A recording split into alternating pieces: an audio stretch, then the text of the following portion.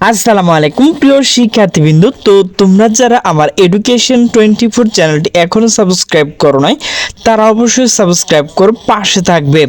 তো তোমরা যারা অষ্টম শ্রেণীর শিক্ষার্থী রয়েছে, তো তোমাদের যে বৃত্তি পরীক্ষা, তো নতুন কিন্তু কিছু নিয়ম প্রকাশ করা হয়েছে। তো আরেকটা বিষয় না বললেই নয়, তো তোমরা যারা বৃত্তি পরীক্ষা দেবে তো তোমাদের কেন্দ্র ফি এবং বুট ফি সহ 400 টাকা কিন্তু পেমেন্ট করতে হবে।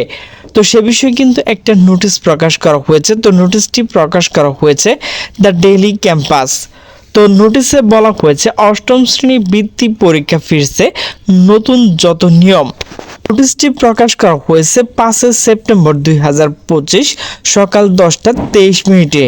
তো নোটিশে বলা হয়েছে চলতি বছরে অষ্টম শ্রেণীর শিক্ষার্থীর যে জন্য ফের জুনিয়র বৃত্তি পরীক্ষা আয়োজন সিদ্ধান্ত নিয়েছে শিক্ষা মন্ত্রণালয়। তবে এবার প্রতিযোগিতামূলক বৃত্তি পরীক্ষার সব শিক্ষার্থী অংশ নিতে পারবেন না। অষ্টম শ্রেণীর শিক্ষার্থীর মাত্র 25% এই পরীক্ষা অংশগ্রহণ সুযোগ পাবে বলে দ্য ডেইলি ক্যাম্পাসকে জানিয়েছে ঢাকা ও মাধ্যমিক শিক্ষা বোর্ড পরীক্ষা নিয়ন্ত্রক অধ্যাপক এস.এম. কামাল উদ্দিন হায়দার। পরীক্ষার নিয়ন্ত্রক বলেন, অষ্টম শ্রেণীর জন্য বৃত্তি পরীক্ষা বিষয়ে গত বুধবার নীতিমালা জারি করেছে শিক্ষা মন্ত্রণালয়। এই পরীক্ষা অষ্টম শ্রেণীর শিক্ষার্থী 25% অংশগ্রহণ সুযোগ পাবে। সপ্তম শ্রেণী পরীক্ষা ফলাফলের ভিত্তিতে এই সংখ্যা নির্ধারণ করা হবে। ঢাকা শিক্ষা বোর্ড পরীক্ষা নিয়ন্ত্রক আরও বলেন, আগামী সোমবার বৃত্তি পরীক্ষার নিয়ম এবং সময়সূচি একটি বৈঠক অনুষ্ঠিত হবে। সে বৈঠক চূড়ান্ত সিদ্ধান্ত নেওয়া হবে বলে জানান তিনি। তো প্রিয় শিক্ষার্থীবৃন্দ, পরীক্ষা অংশ নিতে ফি দিতে হবে 600 টাকা। এর মধ্যে বুট ফি হচ্ছে 400 টাকা এবং কেন্দ্র ফি হচ্ছে 200 টাকা। গত বুধবার এই পরীক্ষা সংক্রান্ত নীতিমালা জারি করেছে শিক্ষা মন্ত্রণালয়। তো প্রিয় শিক্ষার্থীবৃন্দ, তোমরা 600 টাকা কিভাবে পেমেন্ট করবে? তো যেহেতু আগামী সপ্তাহে তোমাদের বিষয় বৈঠক হবে, সেখানে কিভাবে টাকা পেমেন্ট করবে A to Z আলোচনা করা হবে। তো অবশ্যই চ্যানেলটি সাবস্ক্রাইব করে রাখবা। ভিডিও আপলোড করা মাত্র তোমরা কিন্তু নোটিফিকেশন পেয়ে যাবে। শিক্ষা মন্ত্রণালয়ের সূত্রে জানা গেছে, শিক্ষার্থী প্রাপ্ত নম্বর সর্বোচ্চ নম্বর ভিত্তিতে মেধা ট্যালেন্ট পুল ও কোটাভিত্তিক সাধারণ বৃত্তি দেওয়া হবে। সব ধরনের বৃত্তি 50% ছাত্রদের এবং 50% ছাত্রীদের নির্ধারণ থাকবে। তবে নির্ধারিত কোটা প্রার্থী পাওয়া না গেলে ছাত্রদের বৃত্তির ছাত্রীদের দিয়ে এবং ছাত্রীদের বৃত্তি ছাত্রদের দিয়ে পূরণ করা যাবে। এর মধ্যে ট্যালেন্ট পুল বৃত্তি দেওয়া হবে উপজেলা বা থানা ভিত্তিক।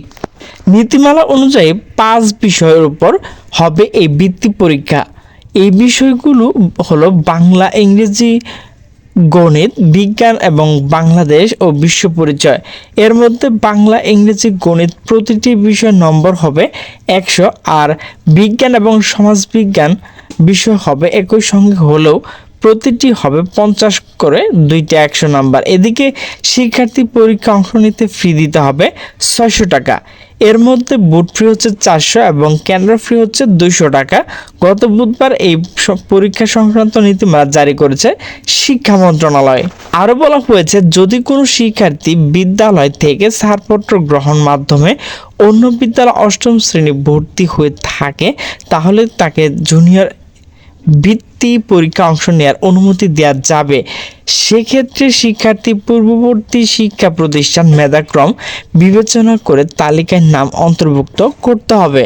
সংশ্লিষ্ট বিদ্যালয় শিক্ষার্থী নয় এমন শিক্ষার্থী বৃত্তি পরীক্ষা অংশ নেওয়ার বিষয়ে কোনো প্রকার অভিযোগ পাওয়া গেলে ও অভিযোগ প্রমাণিত হলে সংশ্লিষ্ট বিদ্যালয় প্রধান শিক্ষক বিরুদ্ধে বিভাগীয় ব্যবস্থা নেওয়া হবে।